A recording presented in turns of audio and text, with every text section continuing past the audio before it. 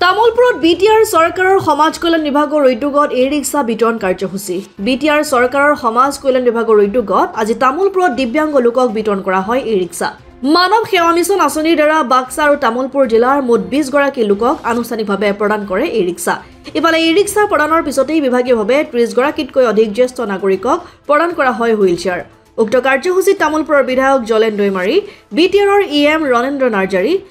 MCLA Hemanta Kumar Rabha পবিত্ৰ বড়ো সহ অন্যান্য বিভাগীয় কেইবাগৰাকীও লোক তথা হিতাধিকাৰী উপস্থিত থাকে আমাৰ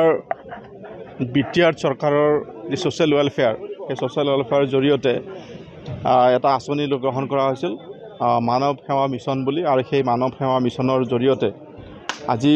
তামুলপুৰ আৰু বাক্সা জিলাত ই-ৰিক্সা আৰু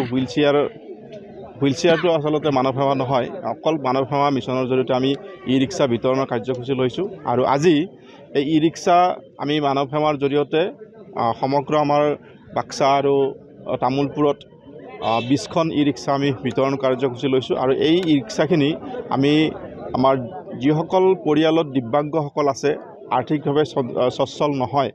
তেওঁলোকক আমি বাছনি কৰিছোঁ আৰু তেওঁলোকৰ পৰিয়ালটো যাতে সুন্দৰভাৱে পৰিচালিত হয় কোনো যাতে প্ৰত্যাহ্বানৰ সন্মুখীন নহয় নিজকে পৰিয়ালটো যাতে সচ্ছল হ'ব পাৰে আৰ্থিকভাৱে সেইকাৰণে এই কাৰ্যসূচী লোৱা হৈছে এইবাৰ নহয় যোৱা বিগত আমি 3টা বছৰ আমি এই কাৰ্যসূচী লৈছোঁ আৰু ইতিমধ্যে এই বিতৰণৰ কাৰ্যসূচী লৈছোঁ আগন্তুক আমাৰ যি 2টা বছৰ আছে এই 2টা বছৰতে এই ই-ৰিক্সা আমি যাতে আৰু অধিক সংখ্যকভাৱে আমাৰ বিটিআৰ অঞ্চলৰ এই দিব্যাংগসকলক পৰিয়ালসকলক আমি দিব পাৰোঁ তাৰ কাৰণে ব্যৱস্থা আমাৰ মাননীয় প্ৰমোদ বড়ো ডাঙৰীয়াই ইতিমধ্যে গ্ৰহণ কৰিব বুলি আমাক আশ্বাস দিছে আৰু নিশ্চিতভাৱে হ'বলৈ সক্ষম হ'ব গতিকে ই-ৰিক্সা বিতৰণ কৰিছোঁ আৰু লগতে আমাৰ আজি হুইল চেয়াৰ দিব্যাংগসকলক আৰু একেবাৰে অচল যিসকল